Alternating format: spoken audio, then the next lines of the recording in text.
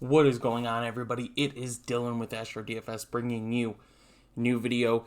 Today's video, I'm going over the Thursday night showdown between the Panthers and the Texans, and it is not a pretty one. I know a lot of people have thought about this and played the Tyrod Taylor conspiracy theory of as soon as he gets hurt or taken away, the team succeeds. And we saw it with Josh Allen, saw it with Baker Mayfield, saw it with Justin Herbert. I'm here to tell you this is not going to happen. The reason being is when Tyrod Taylor got replaced, he got replaced by two rookies in the same year. He got replaced by the Josh Allen Bills, and he got replaced by the Baker Mayfield Browns. So those are first-round picks. Granted, Baker Mayfield was a first overall pick. Then he gets replaced by, fifth or sixth overall pick in Justin Herbert the next year. Tyrod Taylor is, to me, he's probably the most underdog quarterback there is, but he's not playing in this game. David Mills is nowhere near anything special. You can go look at his college stats in Stanford. He does have a good pass completion percentage, but that doesn't really mean anything when you look at his touchdowns to interceptions. I know they were more of a run-heavy team in college, but it's still nothing that stands out like, man, this guy is going to be great.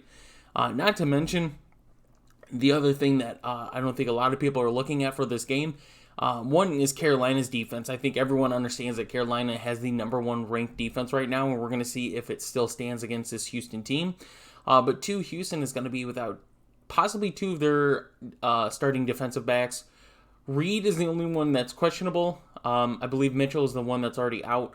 So we're just looking at Justin Reed's status for tonight. If he's out, Carolina's receivers can eat a lot. I still think they are, in general, going to have some good games today. Houston's defense has, I think, exceeded everyone's... The team itself has exceeded expectations, but it's a matter of how long that's going to go. There's only so long a team like that can stand before stuff starts falling apart. Tonight could be the first night of that. I'm not saying that it's a guarantee, but everything looks really good for Carolina. Obviously, we look at Christian McCaffrey. I do have both sites open, so we'll take a look at both of them. Christian McCaffrey, most expensive player on DraftKings, by over $2,000. On FanDuel, $2,500. So obviously, he should be the number one scorer tonight. Should you have him as captain? Maybe. The reason you're spending almost a third, more than a third, you're almost spending a half of your salary on Christian McCaffrey if you put him in the captain spot. There is not a lot of value on Carolina's side. Marshall, Zylstra are both right there. Even the kickers. If you want to get the Panthers defense on DraftKings, it's 6,200. I can't remember the last time we've seen a defense like that. FanDuel, I think, is a little more acceptable of prices. Granted, McCaffrey is up there in price, but you're not even spending a third on him. You get Robbie Anderson at $10,000, which is ridiculously cheap. Granted, DJ Moore is expensive, and he has a good game, but you could get away from DJ Moore and get Robbie Anderson. Terrace Marshall, who I think is very undervalued for tonight, $8,500 seems like a great play to me. But we go back on to DraftKings, and yeah, there's not a whole lot of value. Amendola already got ruled out. Collins, we know, is out. So some people are going to have to step up for Houston. Somebody I do like, and I'm probably going to get in some GPP lineups tonight, is Anthony Miller. One, he was a former Bear, so I always have that place for former Bears. But two, he's basically going to be stepping in that second wide receiver spot with Conley. We've seen Chris Conley have some good games, and the same with Anthony Miller, but nothing that would make you go, you need to hammer down on these guys, especially with the matchups of how good Carolina's defense has been playing with Dante Jackson and J.C. Horn. Those guys have been actually stepping it up. We saw that last week against New Orleans. You could say week one against the Jets, even though they did allow some points there towards the end when they shut down the Saints last week. And granted, the same thing for the Saints. The Saints, Jets had better receivers than the Saints. Saints had a better offensive line, better quarterback, and better running back than the Jets. And, I mean, when you stop somebody like Alvin Kamara, that does say a lot about your defense. So, basically, the way I'm looking at this is a Carolina stack. So, put together something for you.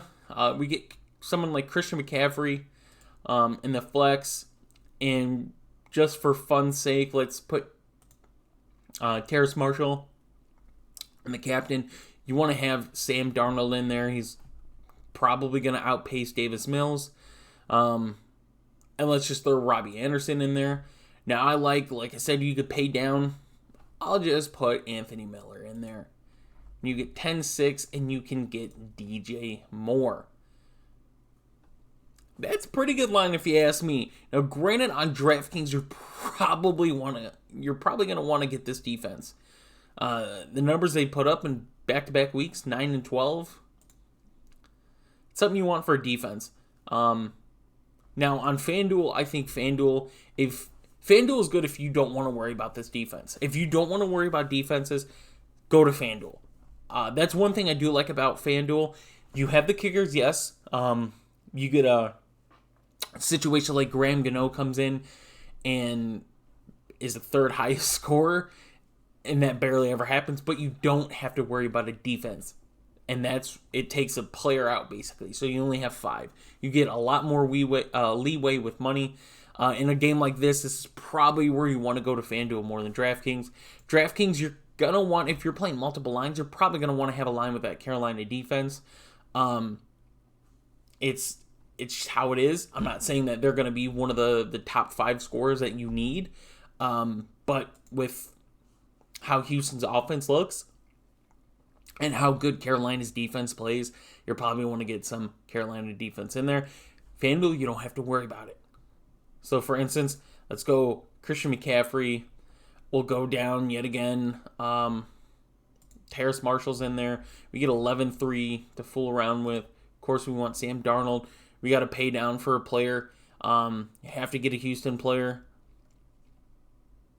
I mean, there's no one really down there. I know some people have been saying about Rex Burkhead and maybe, but I can't do it for what he's done this season. And then you can go, can't get DJ Moore. You can get Robbie Anderson. So pretty similar to the other line. The only player we couldn't afford was DJ Moore. I know Brandon Cooks is probably a guy that you want to get to, but for having a new quarterback, and he did target him. Brandon Cooks got a lot of targets with Davis Mills in there. Carolina is going to be game planning for Brandon Cooks. I'm assuming. I would hope so. Brandon Cooks, a very good receiver. Can't see him being on this Houston team for too much longer. I think before the trade deadline, he gets traded.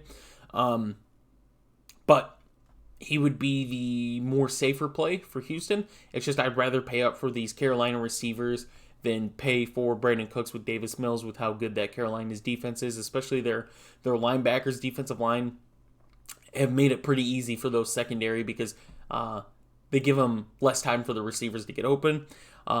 Houston's defensive pressure is terrible. Carolina's seen some pressure with the Jets in New Orleans. Sam Darnold is going to have a lot more time to throw today. And that's why I like Carolina. That's why a lot of people like Carolina. They're favored by 8.5 points. I think it opened at 7 or 7.5, but 7.5 to 8.5 points is a lot of points to put on for a team like Carolina with such a low scoring game. I believe the over/under is at 43 right now. It's just you're gonna want to get Carolina. I suggest a 42 or 5-1 Carolina. Granted, we could see a trap game, but like I said, with just the injuries of Houston and without Tyrod Taylor there tonight, I don't think we see it. I don't. So my suggestion, stack Carolina. You possibly could go, I don't suggest going any Houston running backs. Ingram, I mean, for 6,600, I guess. But Philip Lindsay, we saw him last week. He gets 5 carries. That reception touchdown doesn't say a lot to me. Anybody who's touchdown dependent really isn't fantasy. Same thing with David Johnson. He gets 6 carries in that game. We know Ingram is going to get the majority of the carries, but seeing them get upwards in attempts from week 1 to week 2, does scare a little. Dan Arnold, I've looked at Houston's numbers against tight ends. Dan Arnold could potentially have a good game. The only thing that you worry about is Ian Thomas possibly getting in there. We've seen him have a couple good games last year, and we really haven't seen anything crazy out of Dan Arnold yet. Three receptions, 2 receptions, 4 targets, 3 targets. Dan Arnold definitely is a play for his price. Probably get off of Terrence Marshall and Zylstra by getting somebody like Dan Arnold. You can easily go and get a kicker. I think both kickers are in play for me. Not that they're my favorite, but they are in play. Could see some more Chuba Hubbard. He got 8 attempts last week, which was actually a lot more than I thought he'd get for right now. And if this game is a blowout and Carolina's up by 20-something points by the fourth quarter, Carolina's probably going to be smart and protect Christian McCaffrey, which they should. And Chuba Hubbard could get some late game reps in there. And like I said, Carolina's got a big advantage everywhere in this game. He has potential late in the game, if it is still a blowout, to put some points up there. This is a game you could also pay down. Now, I'm not saying they're great plays by all means. That's not what I'm saying. But Anthony Miller at 1,000, Chris Conley at 1,600. Definitely you should be looking at a little bit. If you're playing 150 lines, probably going to have some of them in there somewhere. You're going to want to have the Conley. You're going to want to have Anthony Miller. You're probably going to want to have some Chuba Hubbard. You're going to want to have those guys. FanDuel, I mean, it's close to the same thing. Dan Arnold, 7,500. For this instance, Zylstra is cheaper than Dan Arnold here. It's definitely worth a play for his red zone targets that he gets. Anthony Miller, 5,500. Probably going to want to, if you're going to go a guy and go cheap and go all in for that cheap play to afford these guys. Now, granted, we could take Anthony Miller out of this line and we can get these guys. But we do need a Houston player. So if you're more confident with Chris Conley than Anthony Miller, that's probably the play for you. So probably under that, you're really throwing a dart at anybody that can get you any type of points at this price on FanDuel. Same thing for this price on DraftKings.